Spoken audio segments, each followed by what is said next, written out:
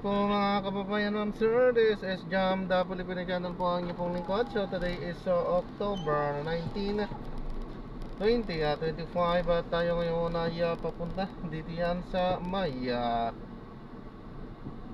Pasonaria Street, Rojas, Project 1, Quezon City. At dadalhin po natin yan sa may Victoria Tower sa may Timog Avenue sa Country Heart of Quezon City, Diliman, Quezon City po yan. Okay, so magbabalik po tayo mamayang unti po pag nakuha na po natin sila. Disclaimer lamang po, ang content po natin ay kalsada at hindi ang passenger. Kaya nga naman sakasakali man po na may marinig kayo mga pangalan ng lugar,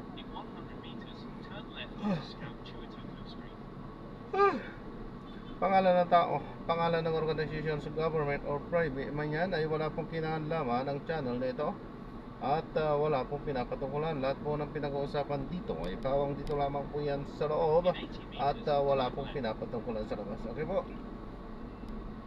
So magbabalik po tayo mamayang konti pag nakuha na po natin itong ating susunod na mission.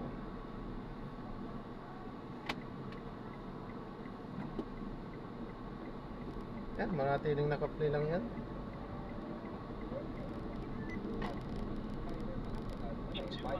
Makinig tayo ng mga nagbabagong balita at mga talakayan ito habang tayo papunta doon.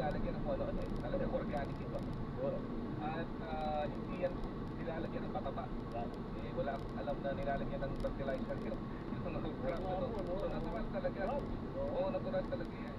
At ang road crop, yung nakadikit siya sa lupa, ugat siya eh.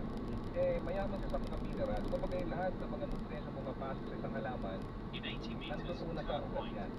Kaya isa ito sa napakagandang option natin sa pagkain. Mataas din ang mga vitamins and minerals, and including yung mga very vital sa ating body function, yung mga potassium, di ba?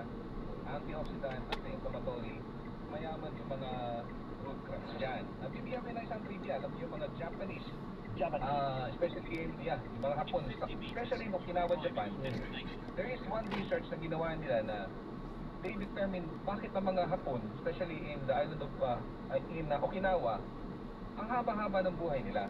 So alam niyo na nakita nila, ang pagkain kasi ng purple and yellow sweet potato is part of the diet of Okinawans for many centuries.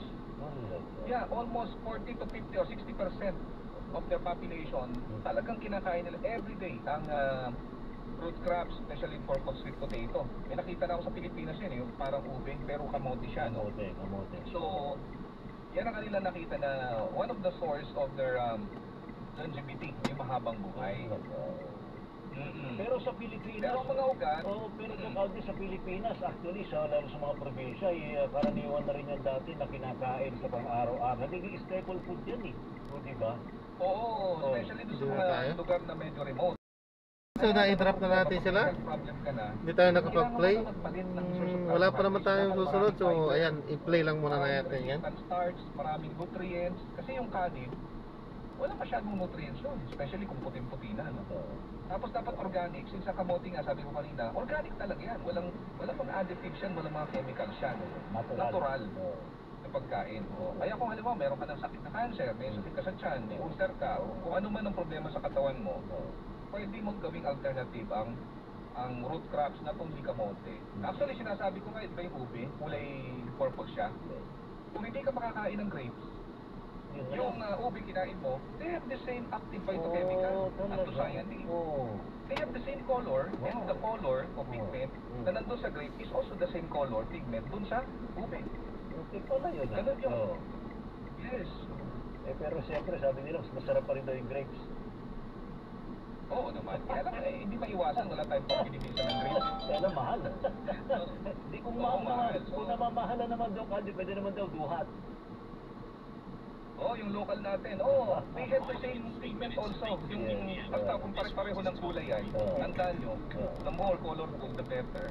Kaya, paano man nakatutulong, Doc, ang food supplementation at pagkain ng maugat ng puno bilang pangontra sa mga may sakit tulad po ng herbal medicine?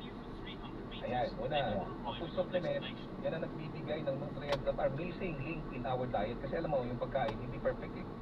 Minsan hindi mo makuha specifically yung nutrients. Food supplement can provide you that. Kaya nga, approved ng FDA yan as food supplement. Ibibigay yung mga hindi mo makuha sa regular diet mo. Pangalawa, ang food supplement like Santon Plus Gold, it can deliver effectively yung nutrients that are commonly sa pagkain. May mga sensitive kasi na mga nutrients sa cooking. Pag niluto mo na, nawawala na eh. Oo. So, supplement can deliver that kasi yung supplement kasi, mostly ang content lang, Santon Plus Gold, hindi siya niluto. That's the extract coming from a certain specific plant na nandun sa ating Santon Plus formulation. Opo. Hindi na damage yung nutrient. Yes. And another thing is, root crops and food supplement commonly are organic food na nag-i-enhance ng absorption natin and detox of our organ. Kaya nga, di ba, pag kumain ka ng kamote, nagtitake ka pa ng Santon Plus Gold, Naku. ang sasabihin mo, ang sarap, pag dumudumi, ang ginhawa. Oo. Parang nilabas ko na lahat. Kasi yun talaga ko ang magagawa noon, yung ganong klase ng pagkain. Ang galing-galing, di ba? Sa kombinasyon na to, Doc Aldi, ng root crab saka ng Santon Plus Gold, ano? Tapos kapag medyo kailangan mo na ng panulak, abay mag-Santon Gold Coffee Mix ka na. Ha?